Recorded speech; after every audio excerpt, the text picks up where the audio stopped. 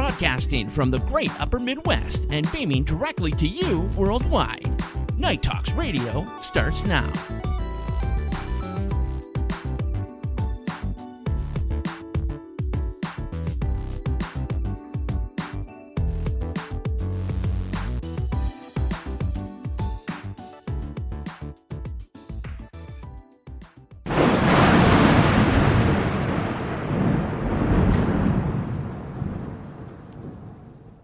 Night Talks Radio is moving. We're headed to Spreaker.com, along with Apple Podcasts, Spotify, and iHeartRadio. So don't miss a single episode of Night Talks Radio. And save the date, officially starting Friday, November 5th, from 10 p.m. to midnight Central Time, on Spreaker.com and the Night Talks Radio Network. UFOs, aliens, ghosts, Bigfoot, conspiracies, and cover-ups. Into the paranormal we go. Scientists have identified possible locations, possible stars in which the aliens could be observing us. We were abducted from our tent. Into the Paranormal with Jeremy Scott. Live nationwide Saturday nights at 7 Pacific, 10 Eastern on Facebook, YouTube, TalkStream Live, and ParanormalRadio.com. Got amazing stories? Out of this world experiences? Night Talks Radio wants to hear from you. Drop a line at nighttalksradio@gmail.com or on Twitter at TheRealDannyB2303. Your story could make a future broadcast happen right here on the Night Talks Radio Network. Night Talks Radio is excited to be on Spreaker.com and looking forward to bringing you an assortment of topics with the most intriguing guests and interviews around the nation and around the world. So expand your mind, listen, and relax because we have something for everyone. The show is on every Friday night from 10 p.m. to midnight Central Standard Time. Also available on Apple Podcasts, Spotify, and iHeartRadio.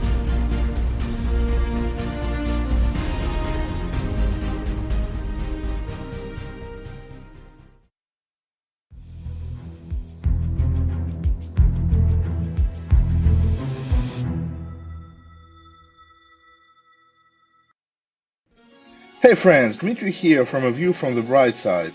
If you're listening for the first time on speaker, every Friday night here on Night Talks Radio, I'll give you an alternative way to think, to see, to understand, and the ability to open your mind to truly think outside the box. No subject is off limits, no topic is too taboo. My only rule is honest and bold commentary. So join me, Dmitry, all the way from the beautiful Russia every week here on Night Talks Radio and experience A View from the Bright Side. Also available on Apple Podcasts, Spotify, and iHeartRadio.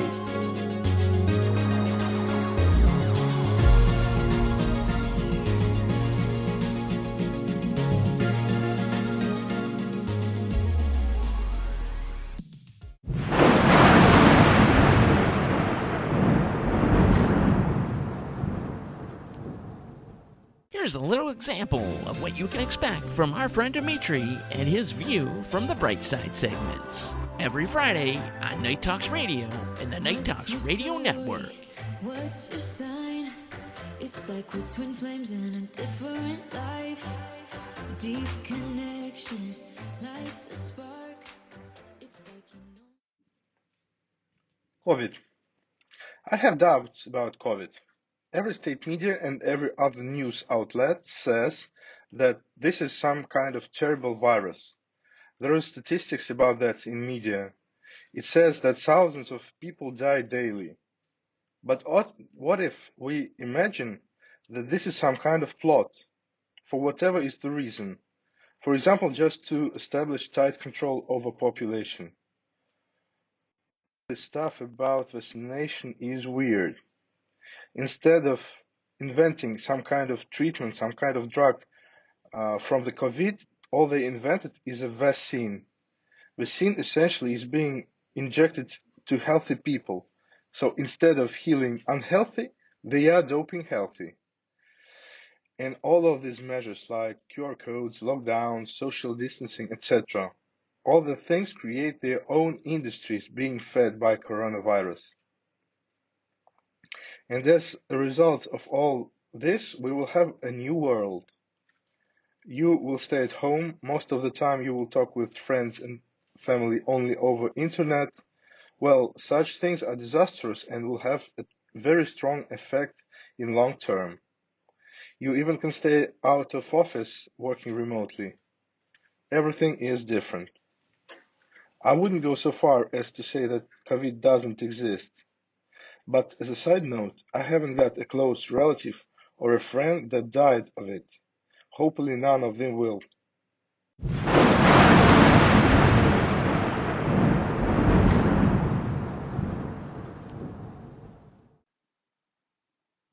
Corruption.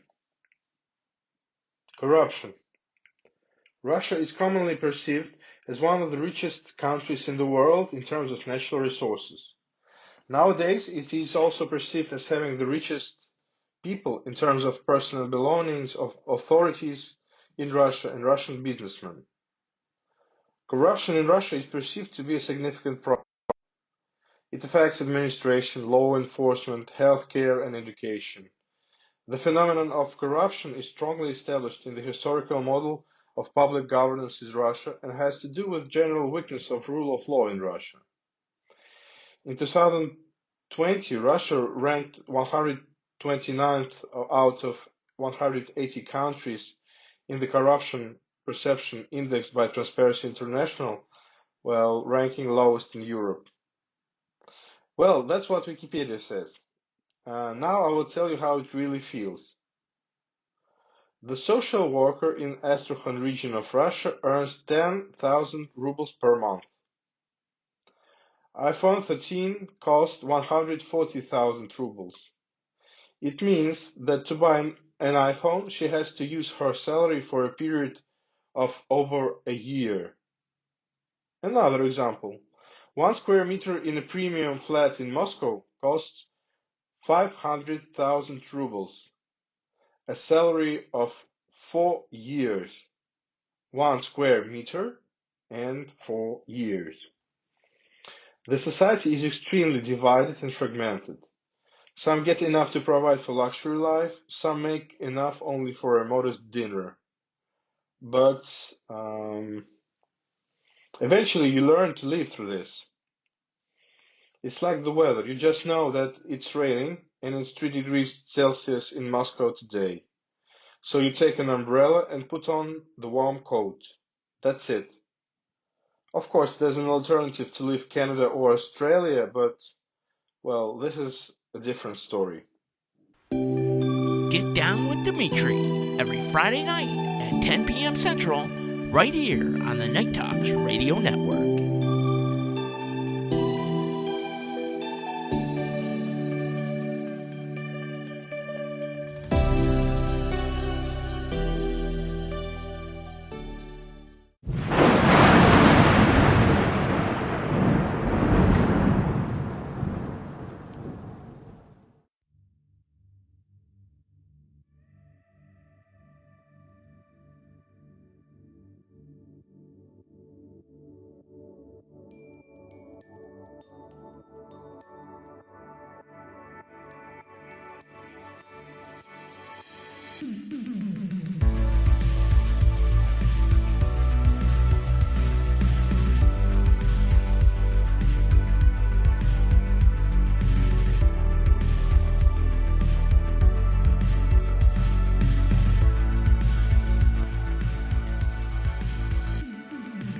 Hello, Spreaker Nation, and yes, it's really us. Episode 1, To Believe or Not, is really finally playing, folks. We confirm your ears aren't playing tricks on ya. Yeah, one could say that we overcame a befuddlement of tech issues, folks. Trust us, it was a disastrous nightmare. Maybe we'll actually do a show on that crazy situation someday. I'm pretty sure you would be thoroughly entertained. But let's get this party rolling, shall we? Tonight, we have a paranormal and UFO investigator, Ron Halliday. Ron has worked with multiple mediums and has been a part of countless creepy and downright scary things. Ron also has 13 books, a very accomplished writer and author, with his newest book, Alien Spirits, currently available on Amazon.com. So let's welcome Ron Halliday to Night Talks Radio. Hey, Ron, welcome aboard. How did you get, originally involved with the paranormal and UFO investigating? Yeah, well, Daniel, I had a kind of family background in it, you know. My granny, she was a medium, and, she could see spirits of the dead, or said she could see spirits of the dead. So I had that from one side of the family, and then my dad, he was a scientist. He was interested in the paranormal from the point of view of looking for actual proof about things like, ghosts and poltergeists. So I had that kind of a family background in it. I kind of grew up with it, I mean, I was reading about it from quite an early age, so I was interested in ghosts and poltergeists particularly. But then, when I got a wee bit older, I actually started writing some articles published in papers and in magazines.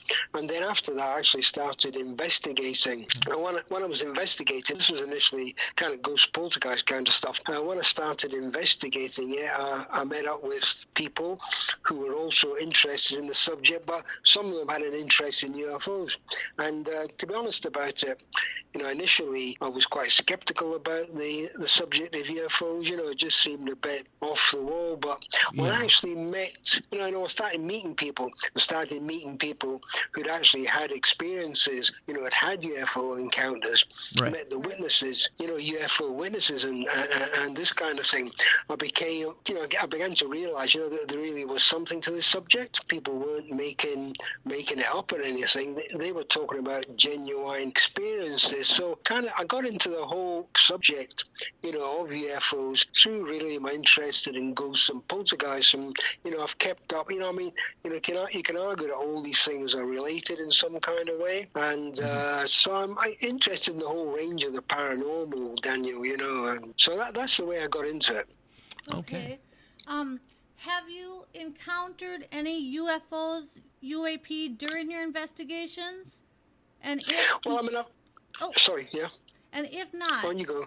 Can you perhaps explain what you've heard from others involving the UFOs, UAP in your particular area or elsewhere?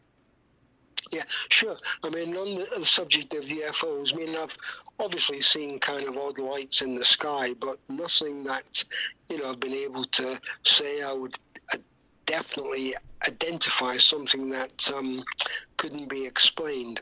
But, the main thing as far as I'm concerned, as an investigator and a writer, is actually documenting other people's experiences. And I've come across, quite a range of encounters that people have had. I mean, obviously, most people, who report UFO report seeing something odd in the sky.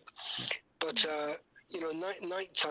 nighttime lights, I mean, a lot of them can be explained away, as I'm sure, your listeners will know, by people misreporting even stars or planets. People don't often realize that, Venus and Mars can be seen quite clearly at certain times of the years. But putting that bit to one side, to my mind, the most exciting bit is people have had close-up encounters of spacecraft, or what you might call spacecraft, or aliens. And, we had a range of, I'll just give one or two examples. There's a case that really fascinated me, which was reported to me when the person was 30, but this had happened when she was a 10-year-old girl. And she stayed in a farm near some woods, and she often played in the woods. And this particular day, when this incident occurred, she'd gone off into the woods as usual, and she was walking through the woods, and suddenly she encountered these small blue beings. And she said she was actually physically frozen to the spot. They looked at her. Oh, wow. She just completely. Yeah, it was completely froze to the spot. She couldn't actually move. And then this beam of light came down from the sky, and she was lifted up to what, she described as some kind of spacecraft. Oh, and she lay on a table. She put on a table, and she was kind of examined by these strange alien beings. Oh, wow. And then afterwards, yeah, she was beamed back down to the ground. When she got back on the ground, she could move again, so she ran all the way home. And when she got home, her parents had actually been on the point of calling the police because she thought she'd only been away for a short period of time, but she'd actually been away for hours. And so they were obviously, concerned about what had happened to her. And after that, she was unwell for a couple of days. And, the strange thing to me is how this particular incident kind of brings together traditional kind of folk tales with the small beings, like something out of a traditional fairy kind of story. And mixing that with what is like a UFO encounter, it's a fascinating sense that to kind of the past recorded incidents, if you like, of meeting nature, spirit, fairy folk and all this kind of thing has come together with a modern UFO sighting. So it's encounters like that kind of really challenge your view of what everyday society is like. I mean, you see you live in your own world, and it seems like a rational world, and then people have these totally weird experiences. I just find it fascinating that Absolutely. how our everyday reality, if you like, collides with people having really strange encounters. Yeah. Right. Yeah. Yep. With that said, Ron, now you yourself, do you believe in UFOs? Yeah, absolutely. I do believe people are having these experiences, Daniel. I really do, because I've spoken to people across a range of events that have happened to them, and and people, I mean, are actually quite disturbed by these incidents. I mean, there was a couple of blokes, chap called Gary, we can call him Rice, and they were driving along a road near Edinburgh, Scotland's capital city. Oh yes. Yeah. Yep, they were driving along there, and they came to a bend, and this sort of beam of light came down, and next thing, all they remember is kind of accelerating, out at the far end. Oh, wow. But when they got to, they were going to this house. They were supposed to be delivering, the satellite dishes, TV satellite dishes, as people used to use. And when they got there, the house was in darkness. And that was because the people had gone to bed, because it was now midnight and they should have been there at 10:30. So an hour and a half was missing out of their lives. Wow. And to cut a kind of long story short, they underwent regression hypnosis, which I know is controversial to some people, but they underwent regression hypnosis. And this account came out of having been lifted out of the car, taken to either a UFO in the sky or possibly an underground base, and they were examined by these strange alien entities. And the people involved, they're really disturbed by what happened to them, and they're if you like, nothing to gain by talking about this story, but they were so kind of shocked by it all that they had to try and make some sense out of it. And so, I know from speaking to people, I mean, that they have, have had incidents that they find very difficult to come to terms with. So it can be, very disturbing. Yeah. Definitely. Have you experienced paranormal activity during your investigations? Well, I mean, looking through all the kind of things that I've been involved in, which includes, ghosts and poltergeists and so on. Yeah, I mean, when I've spent nights in haunted houses and I've heard odd movements. So I've had some experience of that kind of thing. I haven't seen a ghost or gone as far as that. I mean, I've been involved in, specialist mediums or psychic mediums for a long, long time. And I dealt with one particular medium, a chap called Ray Todd, and he was actually bringing through kind of physical forms, you know. And he brought through, I know it sounds very strange, but he was bringing through all kinds of, there were actually faces that formed over his face, and you could see them absolutely clearly. I mean, you know, it wasn't some kind of misty outline. It was actually faces you could actually see with distinguishing features. You know, you could see it really quite clearly. And he was bringing through all kinds of things. That was faces of what I assume were dead people. I didn't really recognize many of them. There's a whole range of things. But this was a fascinating thing. It was also bringing through what seemed to be the faces of aliens. So you got a whole range of kind of alien-like faces appearing. And I was absolutely stunned by this, you know, because it seemed to suggest that, if you like, you know, well, humanity, for a start, is not alone. There is something out there, you know, and that maybe in some way we're all connected, and there may be, you know, more than one universe. Maybe there's multi-universes. As some scientists, you know, have been claiming that this is the case. So, I mean, that's not just some kind of fantasy. It's something. You know, it's something that some scientists, I mean, I'm sure it's controversial, but it has been proposed by some scientists. But I also wondered, you know, Daniel, there, I mean, is this actually dead aliens, or is this, if you like, living aliens, you know, coming through to announce their presence? So, I mean, you know, you see all kinds of strange things. And I went along to this chap for a couple of years, and I documented all the seances, as which I put into my latest book, Alien Spirits, which came out a few months ago. And so, I mean, the thing is that, you know, I went there every 2 weeks for a couple of years, so I documented all these senses, you know, and I found it hard to believe. I still find it hard to believe that I saw these things, but you know, like a lot of witnesses I know I saw, and I put it down, you know, as I saw it at the time. So I mean, I have seen some very strange things, and I believe that people are telling the truth through my own experiences.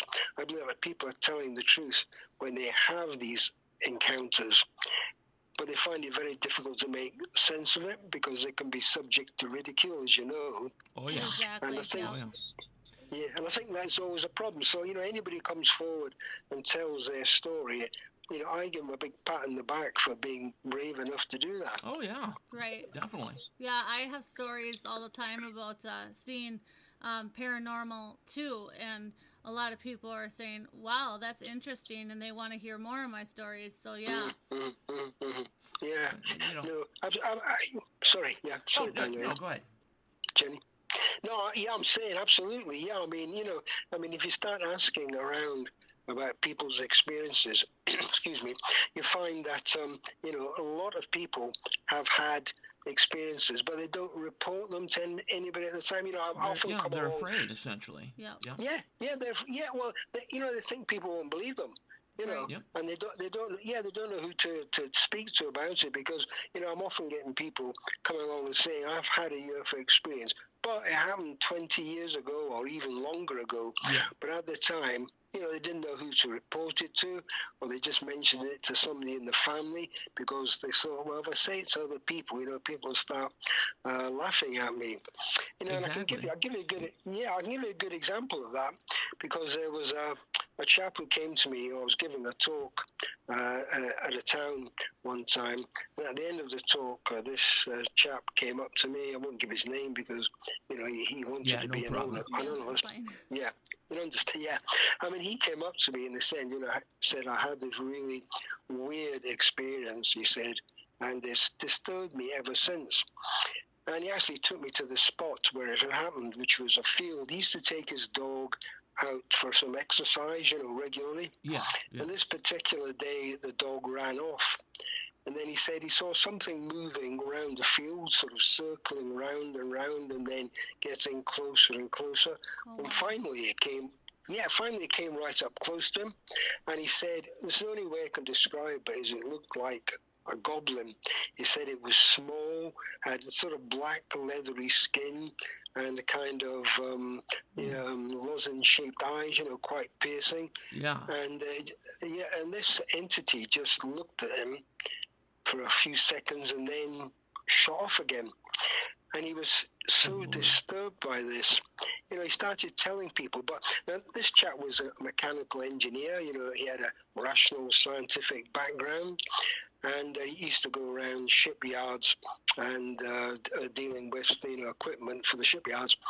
And he started telling people what had happened to him, and of course they all started laughing at him and making a bit of fun of him. Yeah. And of course this affected him as because of the type of job he had, meeting people. But he said to me, I had to stop talking about it. He says, I'm only speaking to you about it, Ron, because I know you'll take me seriously. Right. He said, I was so disturbed by what had happened to me because I never believed in these things. Right.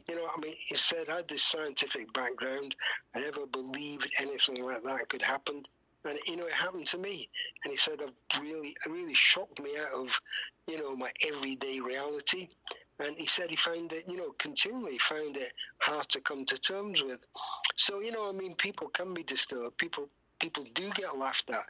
And I think that's really unfortunate, that people can find themselves in that situation. Even affecting, their work, their life at work and that because people stop taking them seriously, and I think that can be a problem. Yeah. I've definitely been involved in the same type of situation. That's essentially why I started Night Talks Radio, was to have some sort of avenue for people that were essentially just getting laughed at when they actually were seeing these type of things, But go ahead. Yeah, Daniel, I was going to say, I think it is important that, programs like yours and that, there is an outlet for people where they can come forward and, talk about what's happened to them and, be taken seriously. And I think that is important that is done. That is absolutely true. That's exactly my thoughts. Keeping with the investigations just real quickly here, we did touch on it momentarily.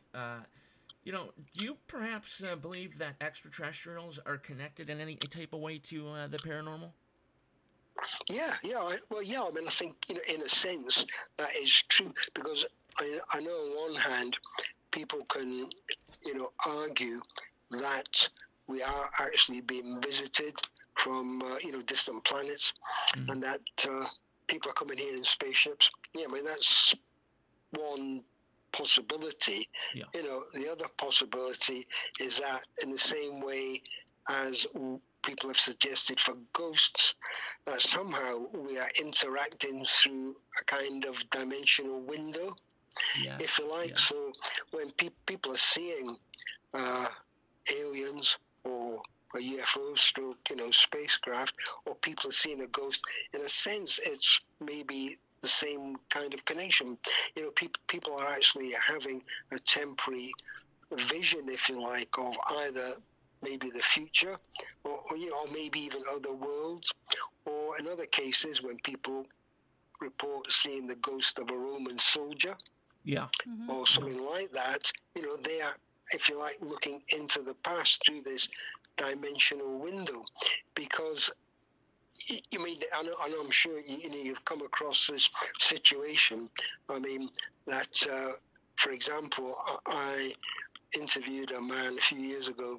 He'd been standing at a bus stop in Glasgow, the Scottish city there. Oh, yeah. And when he was standing there, and he was at the same stop he went to every morning, he saw what he described as a ball of light coming towards him. But when he got nearer, he saw it was actually, and it sounds completely weird, but it was like a flying railway carriage.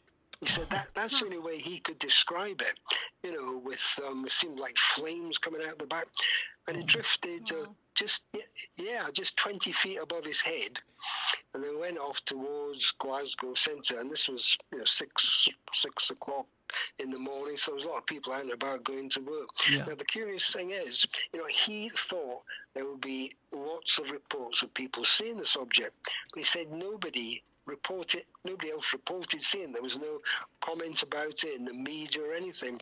And I think this is what often has been, reported as happening.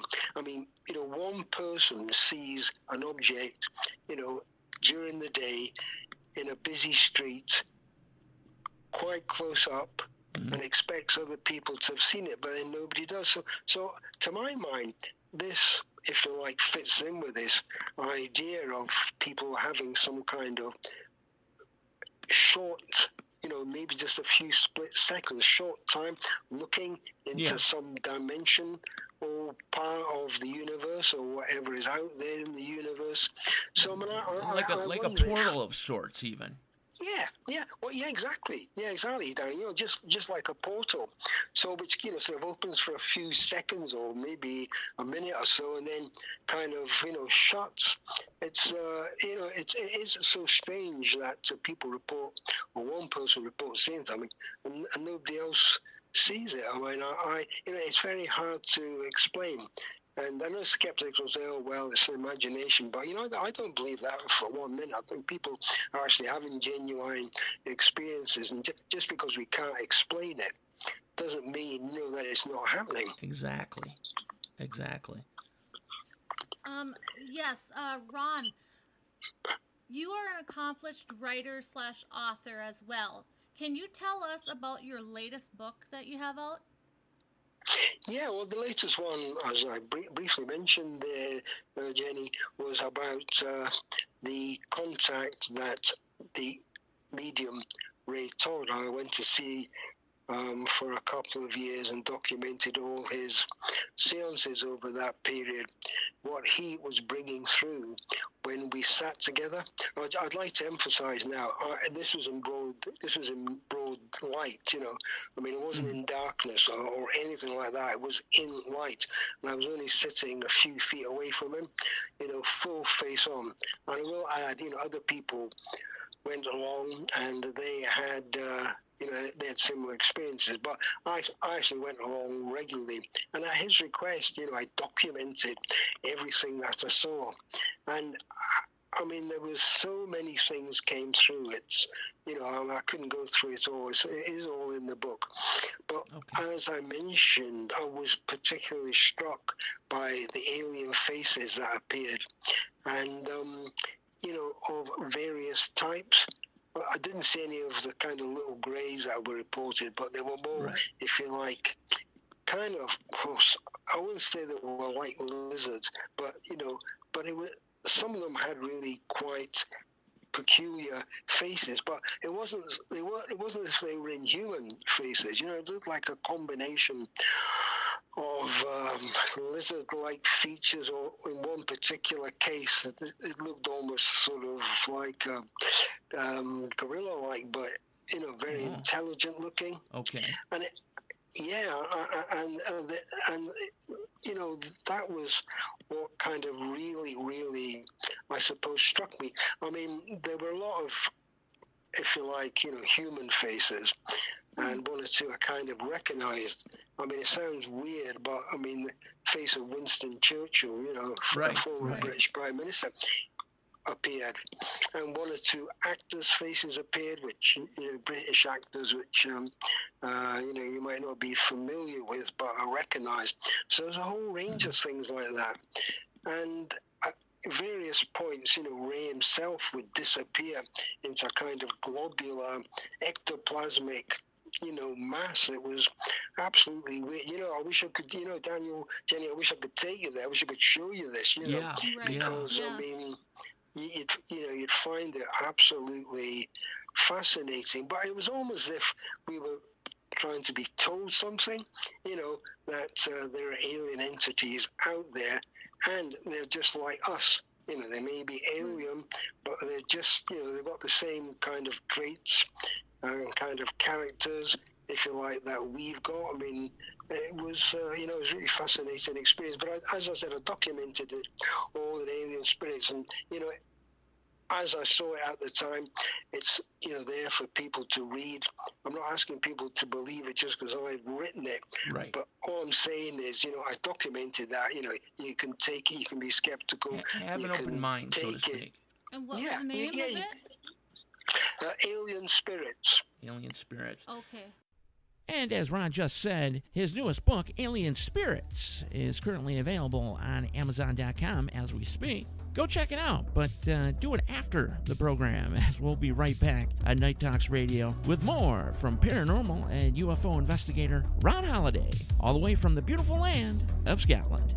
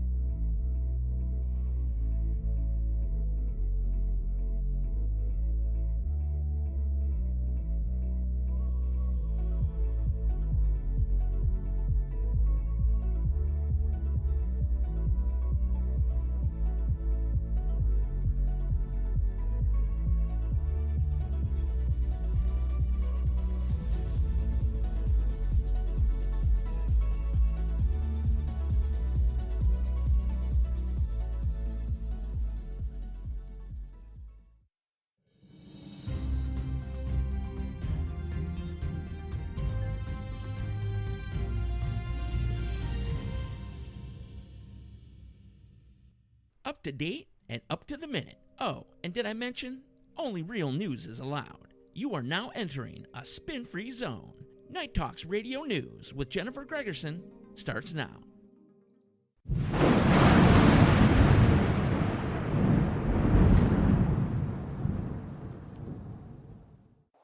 Can having Fido and Whiskers sleep with you at night actually help you? Here's Jennifer Gregerson with more.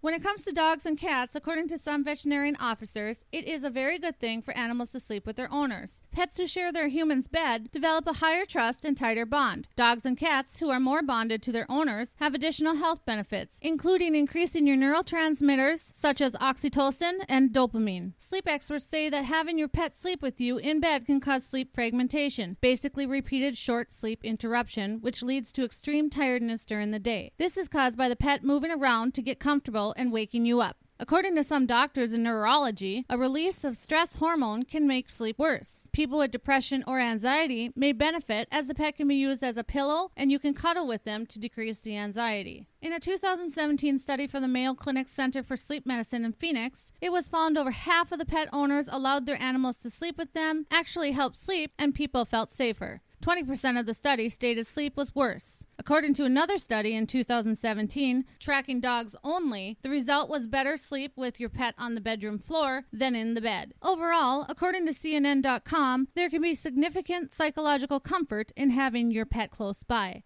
For Night Talks Radio News, this is Jennifer Gregerson.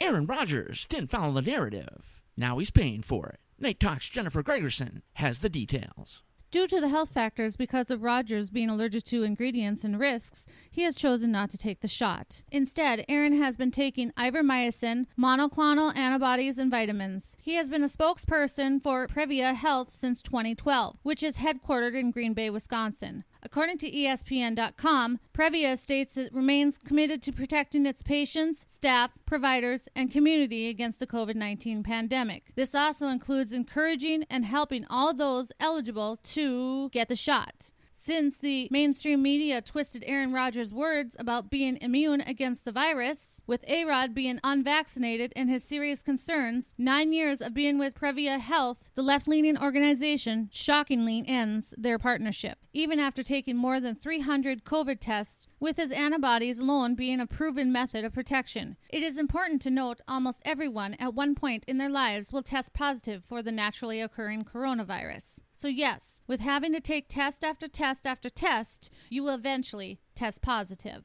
For Night Talks Radio News, this is Jennifer Gregerson.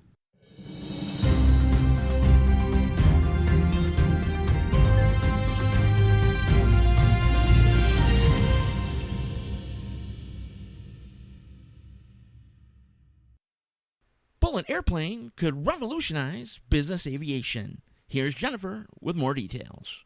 The Auto Solera 500L is not an ordinary plane because of its unique aerodynamics. The airplane is designed to drastically reduce drag by allowing air to flow smoothly over the surface of the Solera. This then burns less fuel. According to Auto Aviation, flying on the plane will cost $328 an hour compared to $2,100, with fuel economy of 18 to 25 miles per hour. Per CNN.com, the Auto Solera 500 has enough space for 6 passengers with speed of 460 miles per hour and a range of 4,500 miles. This may be the new wave for the future. The plane was a thought process by William Otto Sr., an aerospace veteran who worked spans from the U.S. Minuteman missile program and the B-1 bomber. The shape was dedicated by a known concept as laminar flow, which occurs when air flows in parallel layers with no disruption. The Solera first flew in 2018 and has since completed about 50 test flights. Otto believes with a new powerful version of the engine, which will be installed soon, the plane will go faster and have higher altitude, closer to 40,000 feet. He also thinks that this unique flying bullet will eventually go on sale by 2025. For Night Talks Radio News, this is Jennifer Gregerson.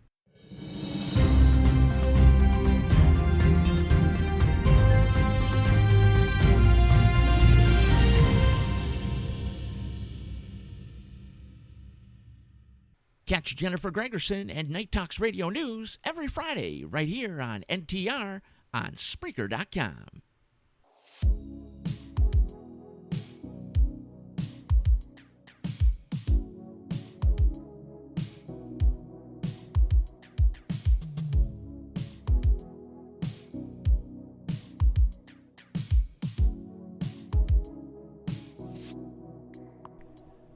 We are back here on Night Talks Radio with special guest Ron Halliday, paranormal and UFO investigator. And Ron, I do believe we're going to start this second segment with a question from Jennifer. Ron, how many total years of experience do you have in both the paranormal and UFO fields? Yeah, well, I've been on the go for over 30 years now, which, Wow. Seems like a long time, you know. But I have done other things, you know, like worked as well. So, yeah, I've only ever did it in my spare time, like most people. But yeah, I've 30 years of investigating. But you know, before then, I was writing and, reading. So, yeah, I mean, it stretches back, you know, well, I won't say how long, but a long, long time. Right. Right. You know, Ron, speaking of fascination, you know, what fascinates you more? Is it the UFO aspect of things that you research, or is it the paranormal? Yeah, well, I mean, you know, the paranormal, you know, there's got so many facets to it that I find it really fascinating. You know, I mean, there's, you know, so many bits. I mean, that you can look at ghosts, you know, poltergeists, you know, loch monsters, lake monsters, you know, vampires, werewolves. I mean, a lot of that has, you know, happened in Scotland over the years, you know. But I mean, I think, you know, there's one thing about UFOs is that it is very much a current kind of thing, and I think it. You know, I just wonder, you know, is this kind of some modern, if you like, development of the paranormal? I mean, or I know some people say, well, there were UFOs in the past. You know, 1947 obviously is taken as the year when the whole UFO thing exploded. Yes. But I mean, before then, I mean, I've had people reporting things before 1947, and there are claims that in the distant past, going back, you know, thousands of years, hundreds of years, people were seeing something strange in the sky. So, I mean, you know, is it just that we've become more aware of it? We've got modern technology, we can keep a better track of things.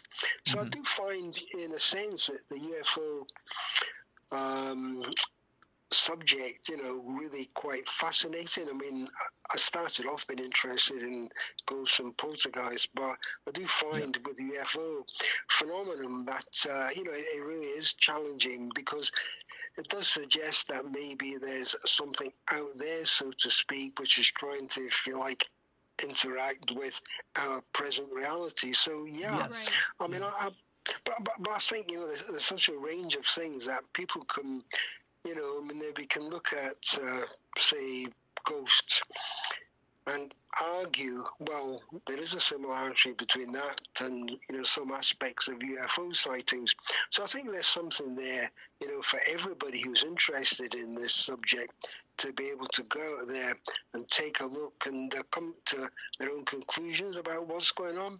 And maybe that, if, you know, maybe that affects, you know, UFO sightings.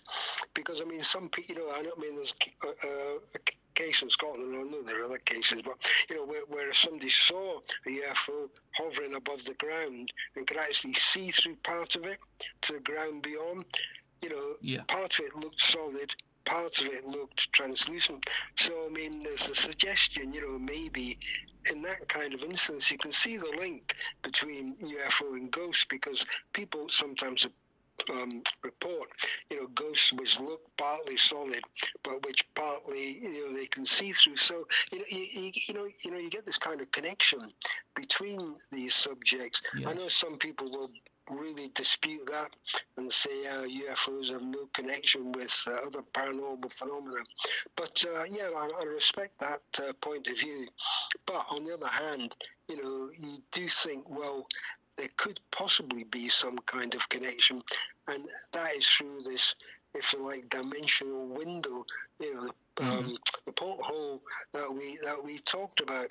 But just to sort of, I know I've gone round there, but to come back to your question, yeah, I think UFOs recently have, as it were, dominated my interest in the or my investigative interest in the paranormal, because there are regular reports of odd things being seen in the sky and which require to be investigated.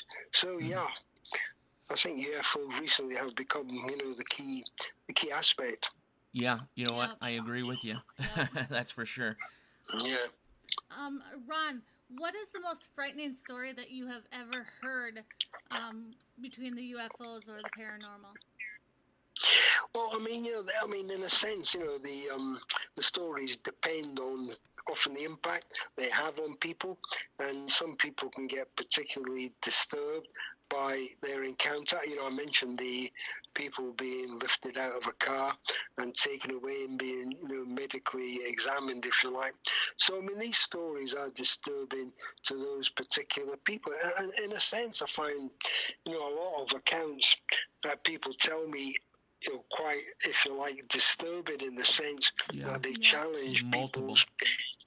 Yeah, that's right. You know, challenge people's everyday reality, and some people can take that, and you know, they find the UFO experience uplifting. And I mean, there was a woman who had an experience in her house, which she thought a UFO had landed on the roof of the house. Oh, wow. And she went to take a...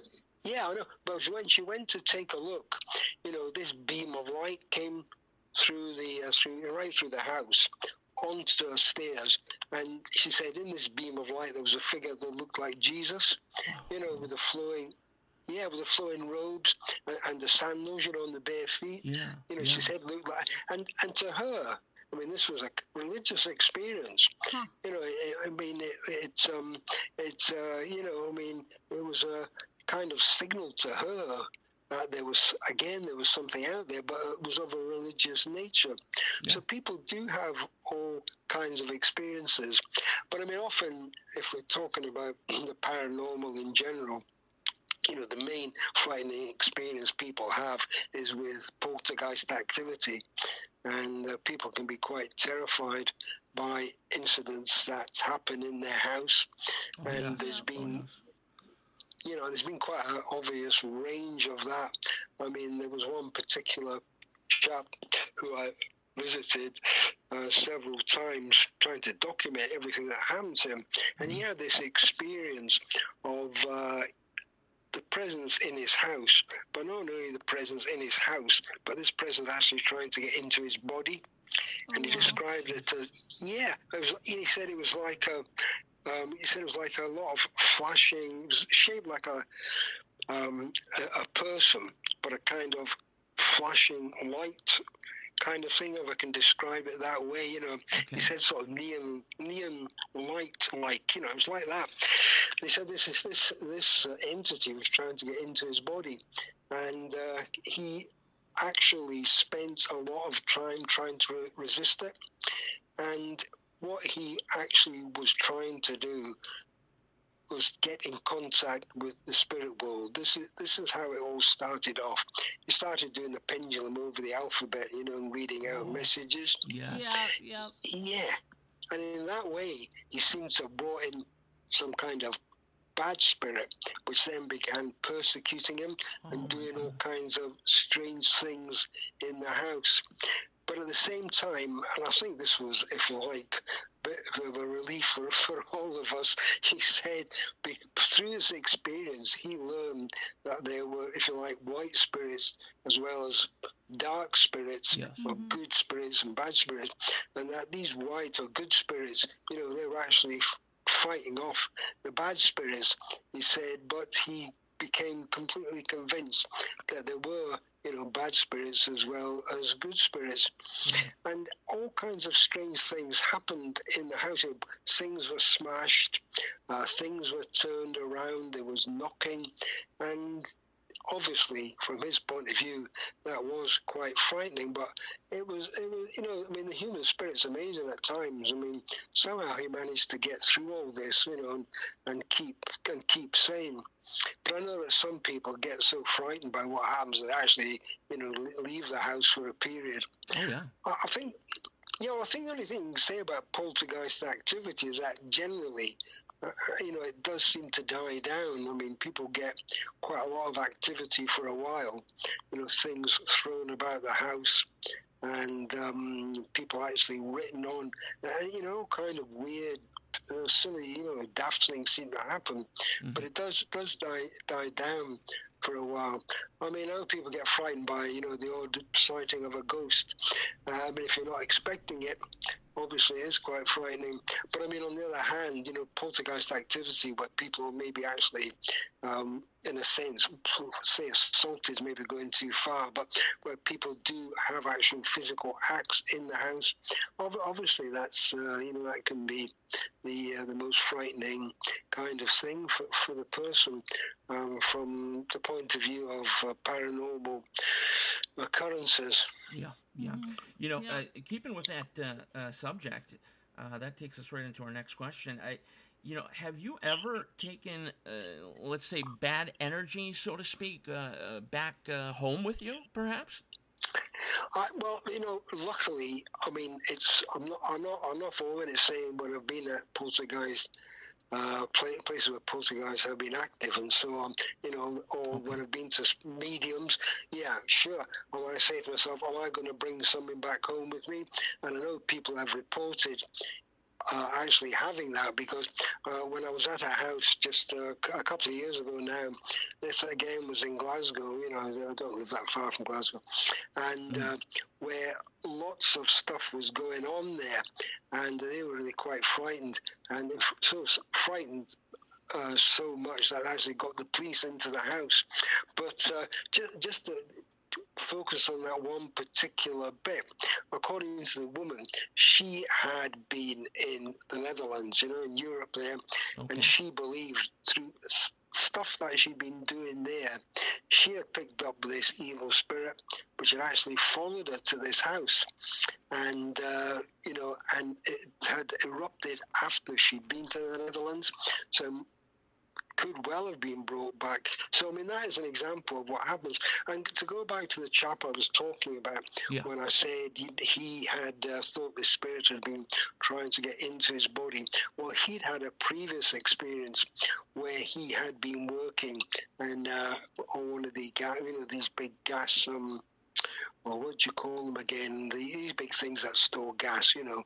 He worked there for a while. And that's it. And, you know, he had the experience of being followed around by a spirit there, which started chalking messages up on the wall. And yeah, and stuff like that. And, this spirit had followed him, and other people had experienced this. So he wondered if the spirit, which had the name, which had actually chalked the name Jonathan on the wall one time, where this spirit has actually followed him back when he moved to his new house. So, I mean, people have experience of that kind of unfortunate aspect to it, but that has never happened to me. And I mean, and I won't deny that, despite the fact of being around lots of haunted houses and castles and restaurants and so on, that I mean, I must admit, I find that a bit unnerving if something did follow me home, But yeah, I mean, it does, it does seem to happen. But I would say that in general, you're okay. I mean, I don't think it happens regularly, though I'm sure somebody somewhere will disagree and say it happens quite a lot. Yeah, definitely. Switching subjects just a little bit here. Through your research and investigating and speaking with others, do you believe the government is withholding, major information on the UFOs and UAPs, especially with the recent rash of sightings over military sites and craft and things of that nature?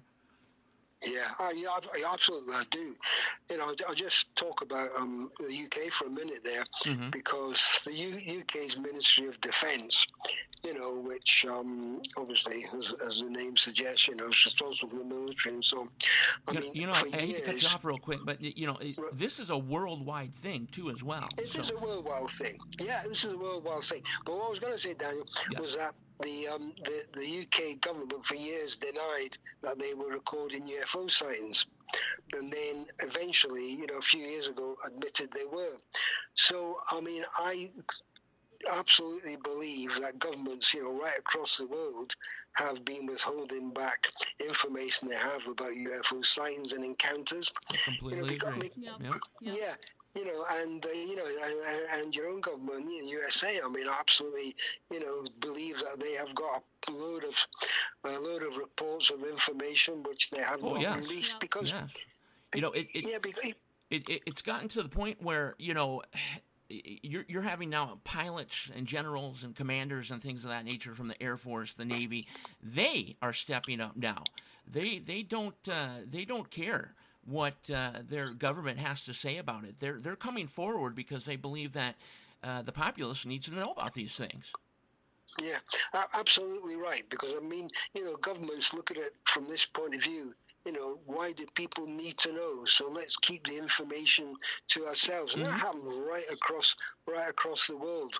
So yeah, I mean, and people over here, pilots over here have been saying they have seen, UFOs. I mean, there's, general reporting about things compared with what happened a few years ago. Yeah, people have been more open about it.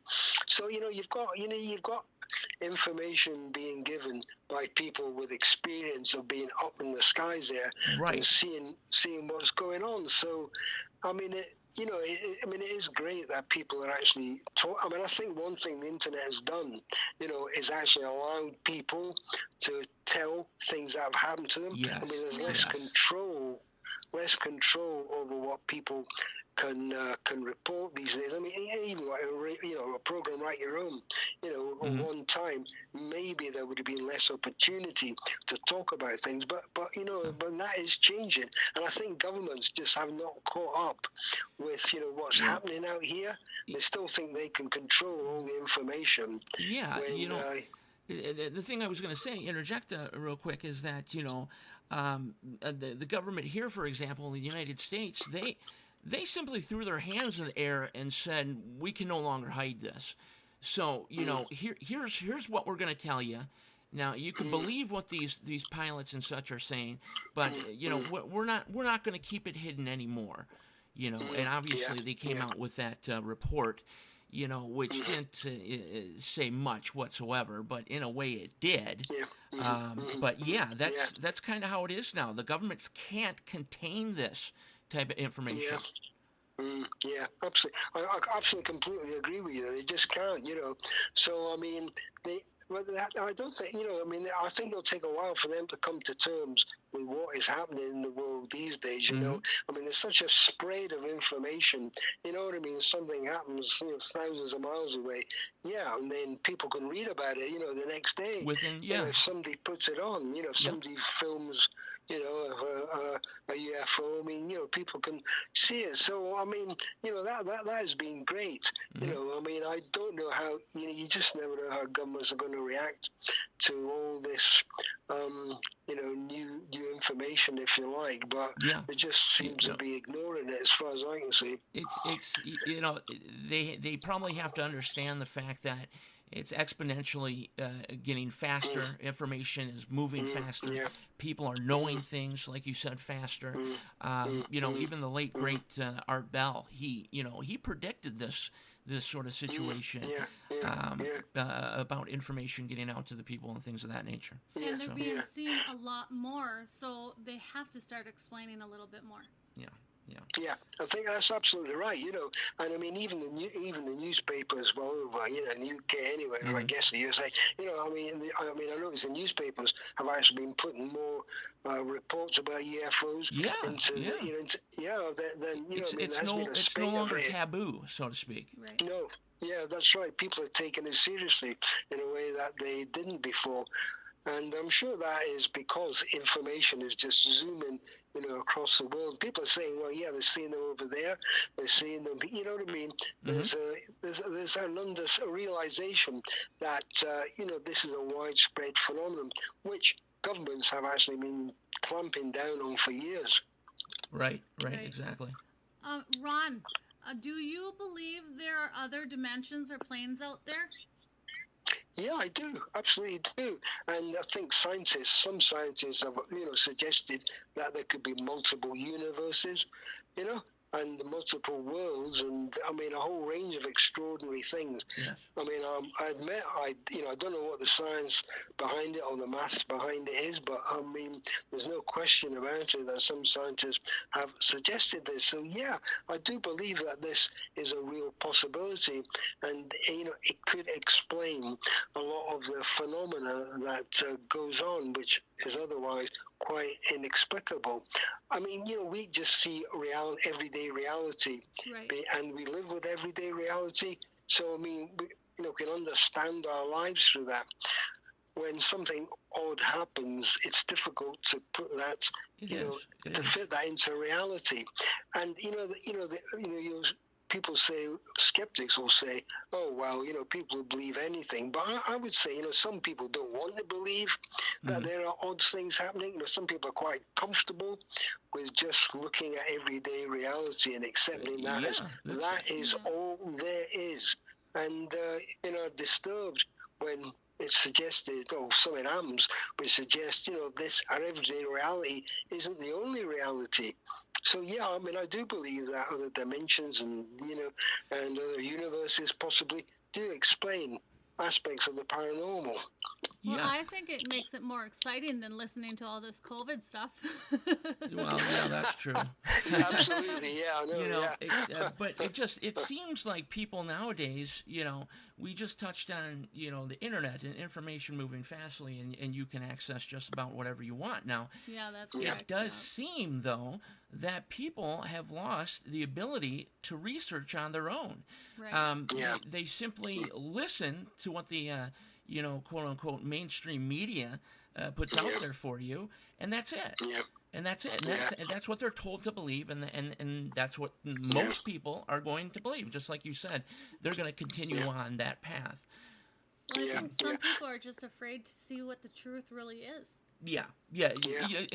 Exactly like you said. The truth for some people is extremely hard to either understand or believe. Yep. Yeah. Well, I think sometimes people feel more comfortable, with just living with a certain type of reality, I mean, and I can understand that. But I mean, I think people should be encouraged to be a bit open-minded about other things. Exactly.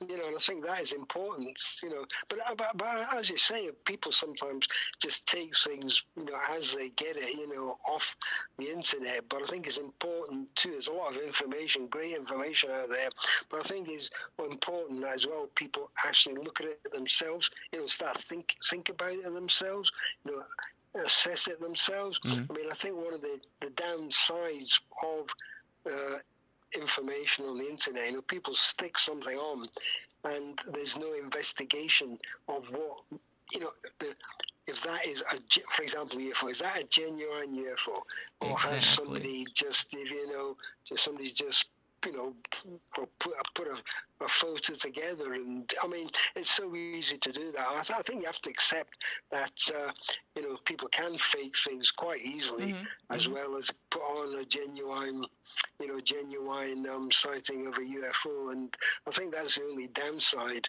because at one time, if you say UFO was reported in my area, folk would come to me or to somebody else, and say, what do you think about this sighting? Here's a photo. But nowadays, a lot of stuff just goes straight onto the internet.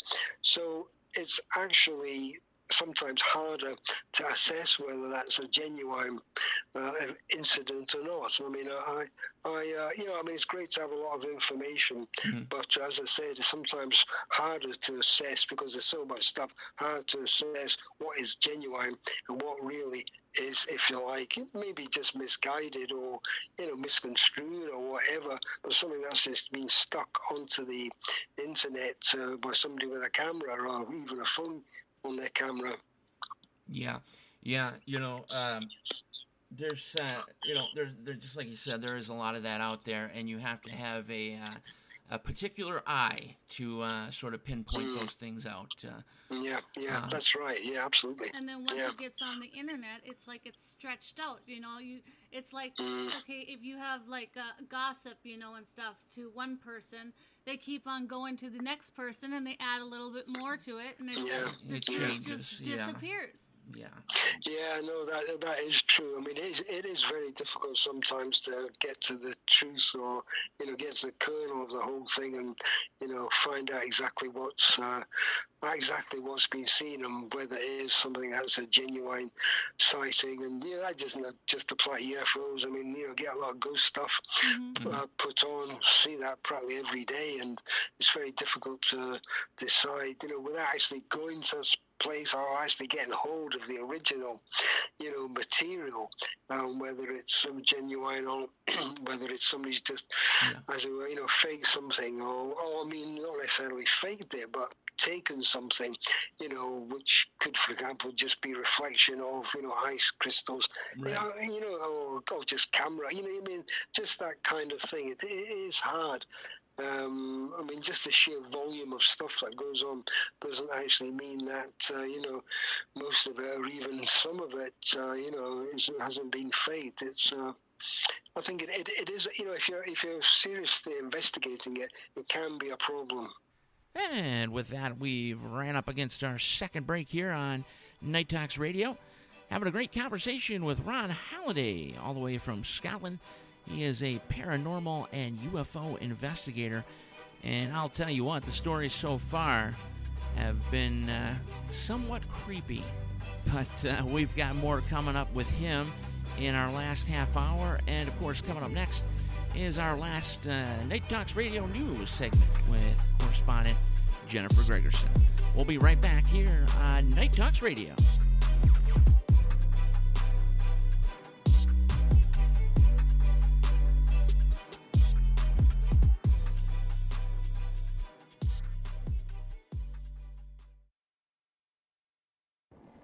Night Talks Radio News with Jennifer Gregerson starts now.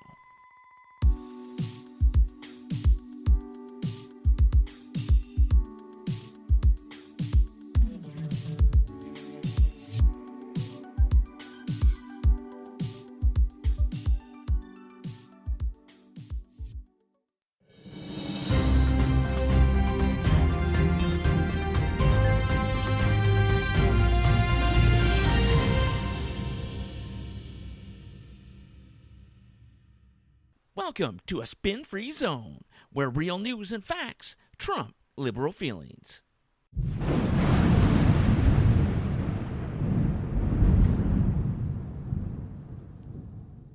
we may be part of the universe a lot more than we originally thought.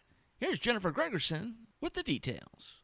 We truly are made of star stuff, as astronomer Carl Sagan once said. Well, apparently, according to the studies, he was not far off. For the first time, astronomers have detected an element embodied in us. Comes from a galaxy that is more than 12 billion light years away. The element fluorine can be found in our bones and teeth, known as fluoride. The elements found across our solar system, on Earth, and our bodies originated inside the cores of the stars, which released them to the universe by way of stellar explosion. But the mystery of how fluorine was created in the stars is still unsolved. Researchers used the Atacama Large Millimeter, Submillimeter array of telescopes in Chile to help locate the original area. The light from this galaxy has traveled over 12 billion years to reach us, called the NGP 190387, which appeared when the universe was 1.4 billion years old. DailyMail.com states that researchers will observe more using the extremely large telescope currently under construction in Chile and is expected to be done in 2027, which could reveal more about the NGP 190387 and the mysteries it holds. For Night Talks Radio News, this is Jennifer Gregerson.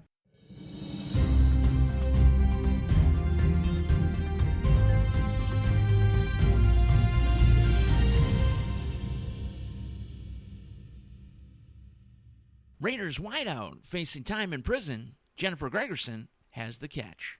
The 22-year-old Henry Ruggs III was arrested and charged following a devastating car accident last Tuesday early morning. The incident was a result of a DUI, with his blood alcohol level being twice the limit in Nevada, along with reckless driving. Ruggs was going 156 miles per hour at the time of impact, killing a 23-year-old and her dog. His bond is set at $150,000, and he is now facing 2 additional felony charges due to the injuries to his girlfriend. He'll also face an added misdemeanor possession of a loaded gun. Since the tragedy, Ruggs was also let go from the Raiders. According to CBSSports.com, if convicted, Henry could face up to 46 years in prison. For Night Talks Radio News, this is Jennifer Gregerson.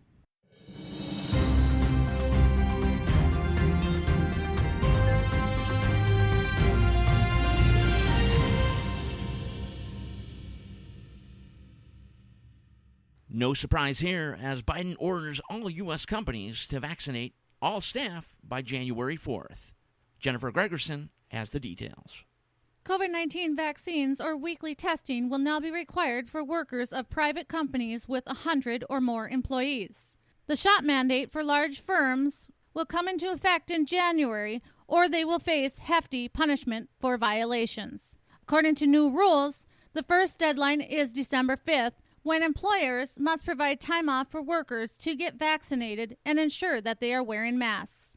Full vaccination is required by January 4th, with fines up to $13,653 per violation and can go as high as $136,532 for any employer deliberately disregarding the mandate. According to Independent.com, the new rules will cover up to 84 million Americans, and inspections will be enforced. 17 million healthcare workers employed by Medicare and Medicaid programs will be covered by similar rules and will also go into effect January 4th.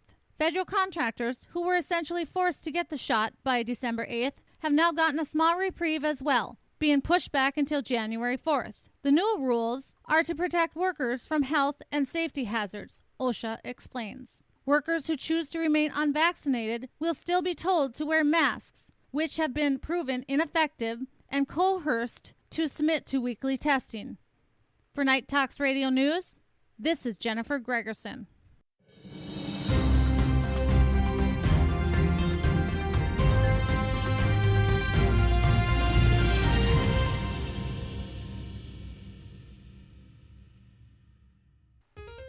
Listen to Night Talks Radio News every Friday with Jennifer Gregerson right here on the Night Talks Radio Network.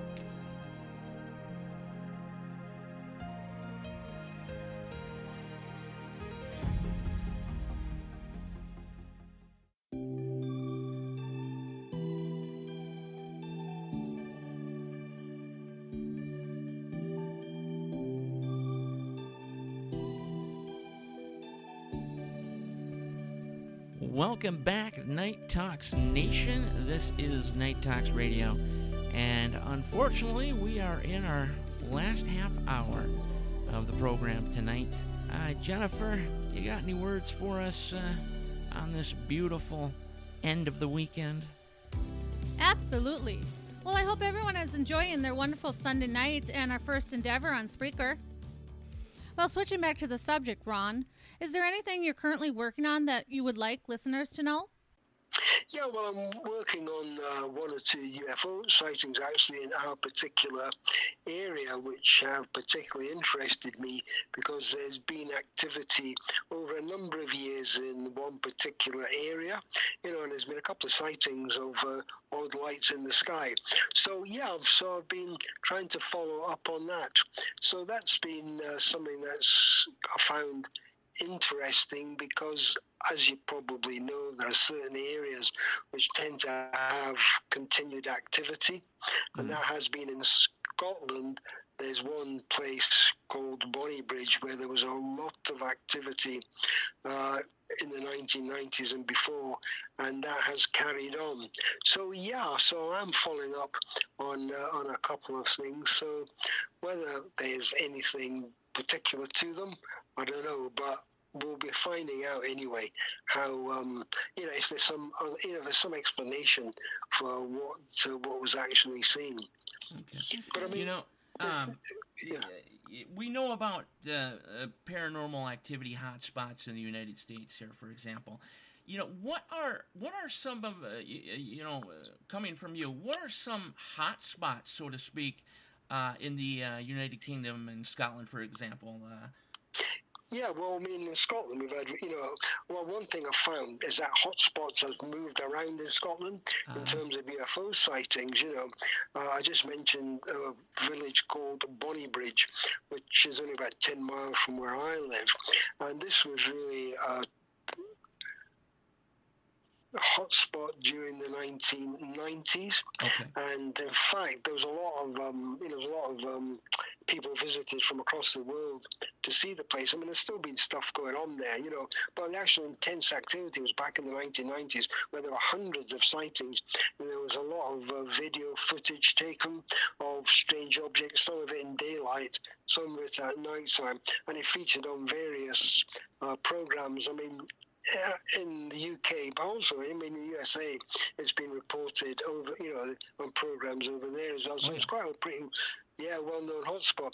But I mean, the interesting thing I find is that hotspots have moved around, and back in the 1970s, there was another place, Dmitry, which maybe you haven't heard about, but that was maybe 70 or 80 miles away from Bonnybridge, and then it moved to another spot. So the hotspots have moved around, and I find this really quite intriguing that you get this change in intense activity. You get an area where you get a lot of sightings and a burst of sightings, and maybe dies down. I mean, still sightings go on, and then it moves on to somewhere else. You get a lot of sightings at another particular spot, and that I find curious.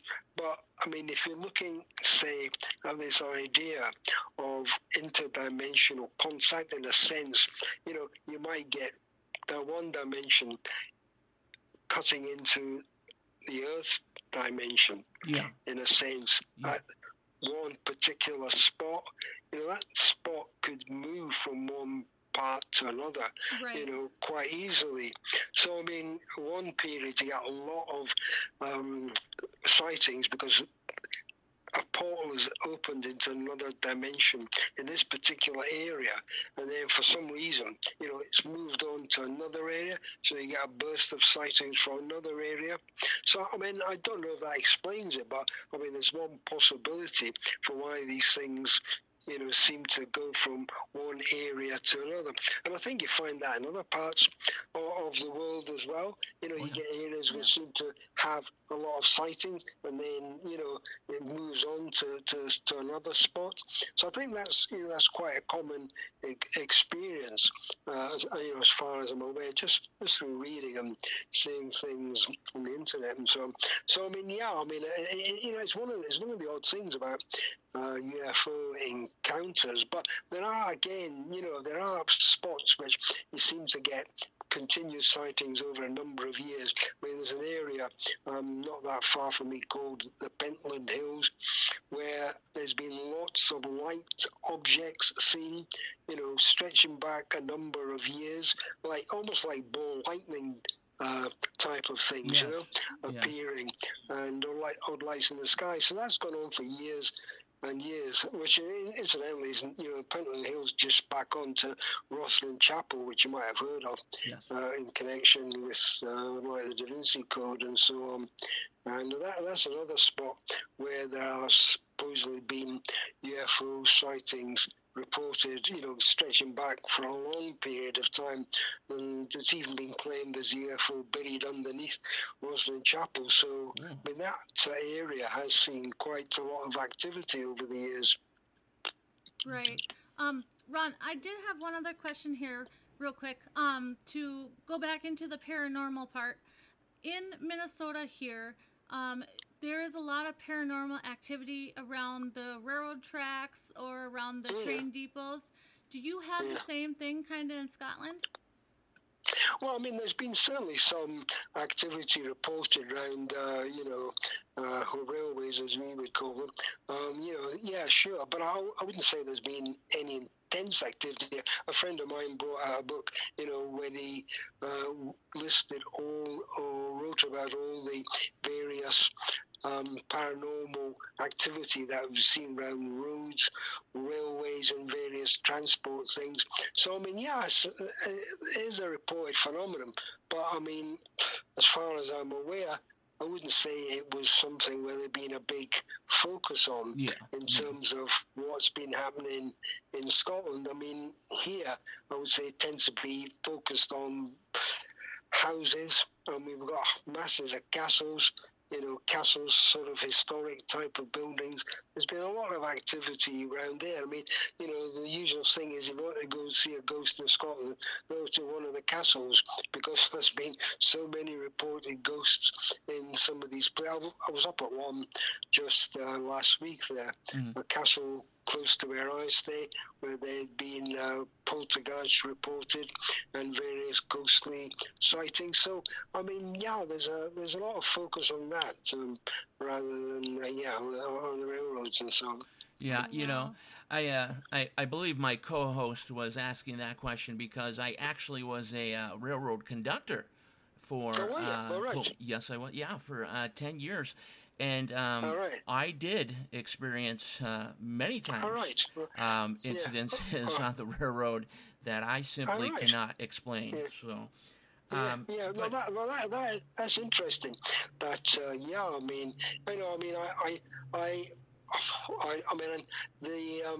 the thing is about I mean, there tends to be a bit more kind of I don't know. The people on the railways may be less inclined to talk about their experience. They're actually they're only starting to do so now. In the United States, there are more and more engineers and conductors that are coming out with this sort of information. As a matter of fact, we plan on doing a story in a couple weeks about a train that was essentially hit by a UFO in a place called West Virginia. So, West Virginia, Gosh, hits by UFO, Well, I mean, I haven't heard of something like that happening.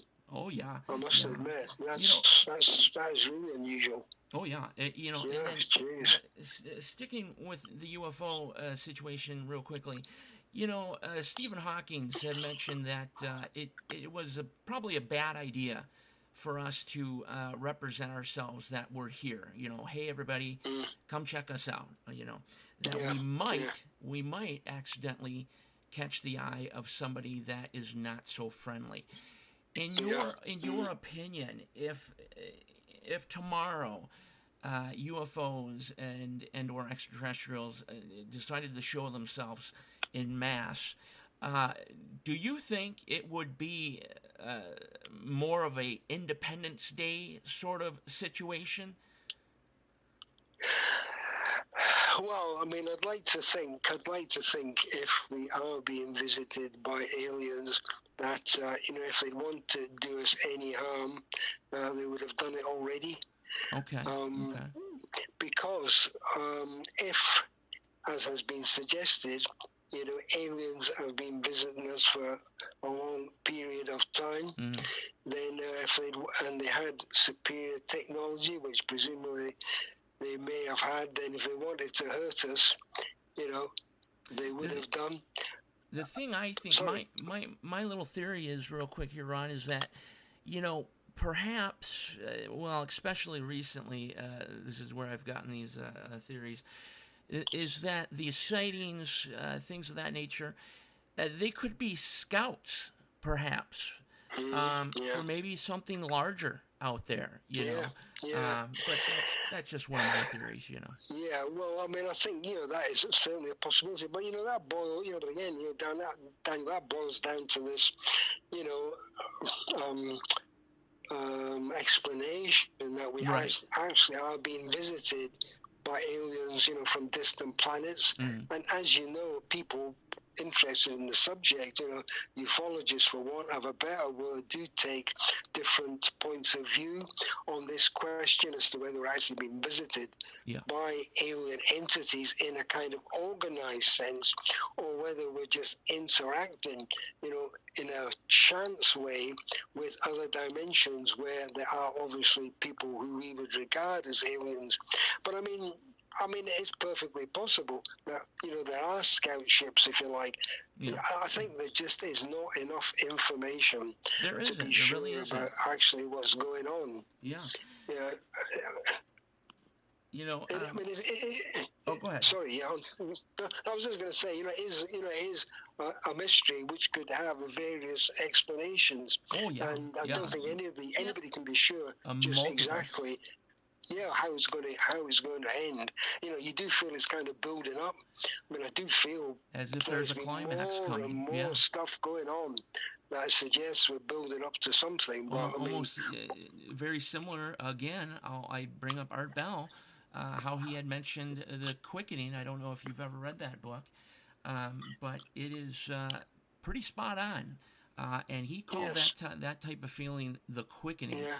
And that is kind of what I believe we might be feeling nowadays, with that sense in the back of your head that something's not right, something's going on, but you can't put your finger on it. Well, maybe if the government actually comes forward and stuff and tells the truth, then we might have a better insight about what is going on. But I don't see that happening.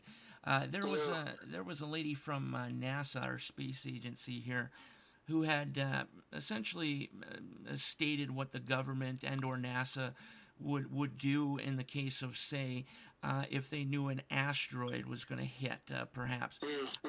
They had said, well, if you knew that your house that you were living in, that you're paying mortgage on, for example, was going to be taken away from you or destroyed in 6 months, would you continue to pay your mortgage and go on about your way?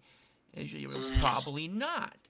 So essentially, when she was asked that question, what would you guys do if you knew there was a threatening situation to Earth? She had mentioned that, which clearly states to me is that they're not going to tell us anything.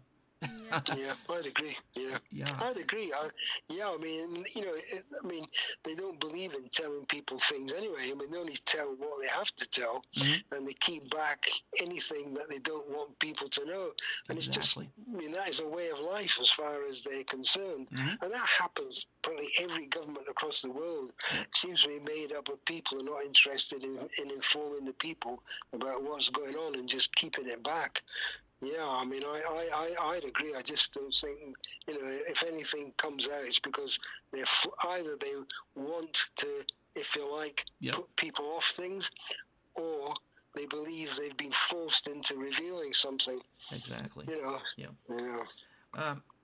Ron, for our listeners and whatnot out there, do you have a website, perhaps a way for people to reach out to you if they're interested? Yeah, well, I mean, I'm just basically, via Facebook. I'm on Facebook, Okay. obviously. So your if name people on want to get in Facebook, touch, okay. yeah, absolutely. Okay. And I've got books available on Amazon, which if anybody's interested. So. Oh, okay. So you said Amazon, and is there anywhere else that your books are being sold? It was mainly on Amazon. So I think there's some on Lulu site. But Okay. I mean, Amazon's the one I focus on, Daniel. Gotcha. And the name of that book, one more time for everybody? Yeah, my latest book is called Alien Spirits. Alien Spirits. Gotcha. Okay. Ron, we want to thank you for coming on. This was an absolutely wonderful interview, very informative, and like I said, speaking of trains, thanks for coming aboard tonight, Night Talks Radio. It was absolutely wonderful. Daniel and Jay, thank you for having me on. I've really been great to speak to you both. Absolutely. Yes, thank you, Ron. And another Jennifer, thing is, hi. I absolutely appreciate everything that you are doing. Continue the work that you are doing to try and figure out a little bit more about the UFOs and the paranormal as well. I am big on paranormal, and like I said, I appreciate all that you are doing. Yes. Yeah, thank you very much for that. Keep it up. Very good for you. Yep, absolutely. Okay. No, that's been great. All right, Ron. All right, well, have a wonderful night. You night. have a wonderful night, and we definitely hope to have you on again in the very near future. That was Ron Halliday from Scotland. I know he discussed he has another book due out here pretty soon, so I'd imagine he will be back on Night Talks Radio to discuss that new arrival. Ron was great. We hope to have him back real soon. As for us, tune in next Friday night as award-winning author and researcher Raymond Szymanski discusses the Wright-Patterson Air Force Base and its long history of all things UFO. Raymond has been on multiple shows, including Coast to Coast AM and Fade to Black with Jimmy Church. Dan? Well, I gotta say, Jennifer, that sounds pretty amazing. I will be looking forward to next Friday, that's for sure. That will be 10 p.m. Central Time and 11 o'clock Eastern Time for our Eastern friends. So don't miss out. Gonna have a great show next week as well. Episode 2 with Raymond Szymanski. This has been Night Talks Radio for Jennifer Gregerson, Dmitry Habibulin, and me, Daniel Brewer. We bid you adieu, and remember, they are listening.